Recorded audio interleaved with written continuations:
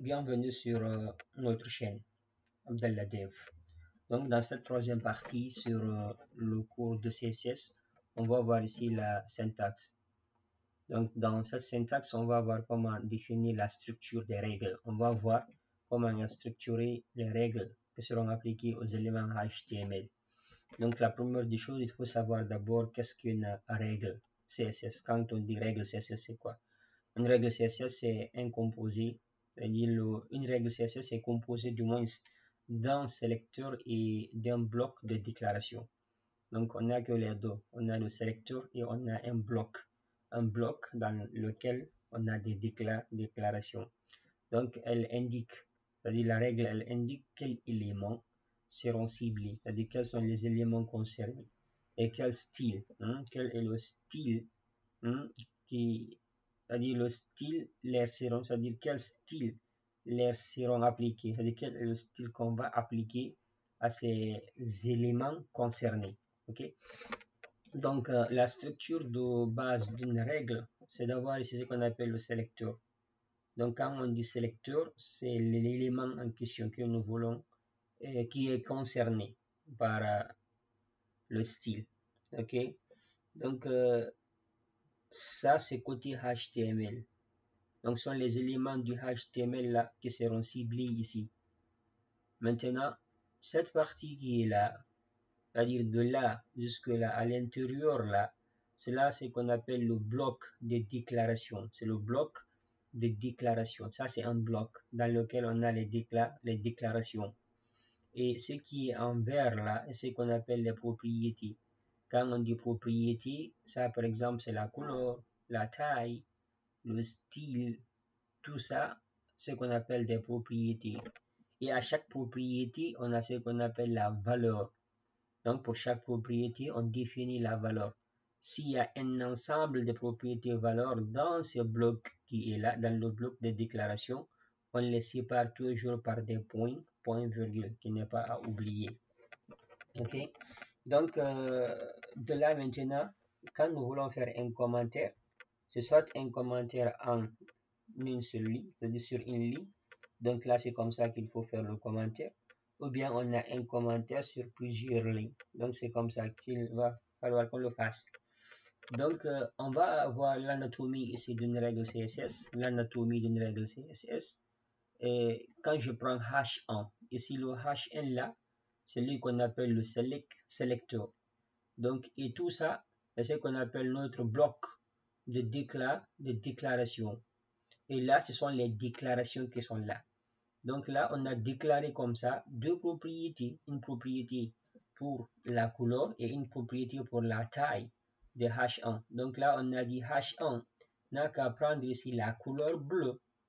Donc ça, c'est la valeur. Pour la couleur, on a pris comme valeur la couleur bleue.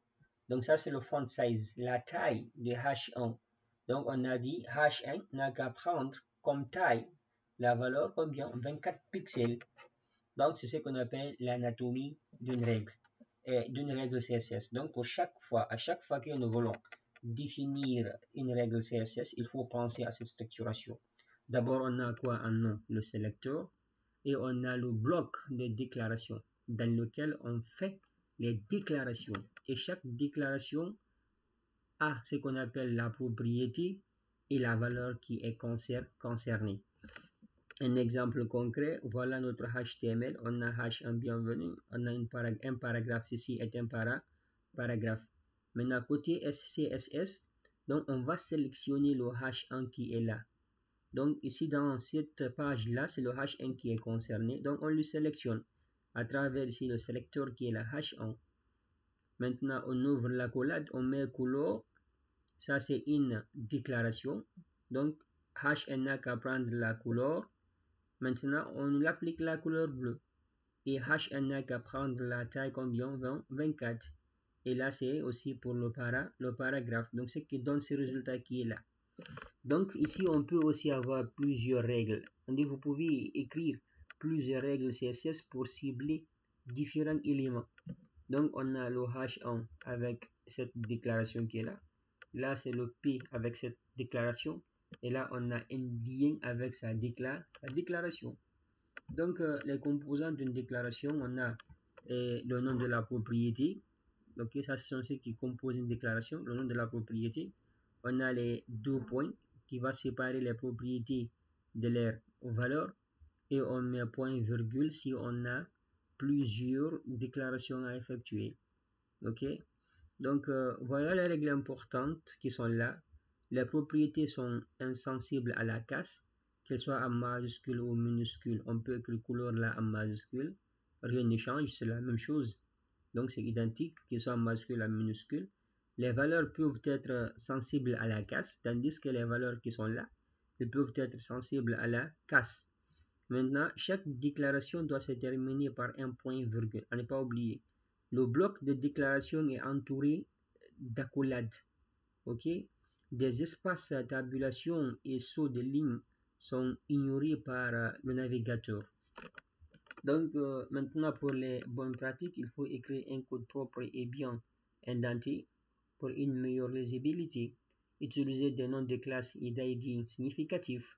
Optimisez votre code par sélection avec des commentaires. Testez régulièrement votre CSS dans différents navigateurs. Donc voilà ici la syntaxe. Et si vous avez aimé, abonnez-vous, likez et partagez. Et on se reprend au chapitre ou bien à la vidéo suivante. Merci.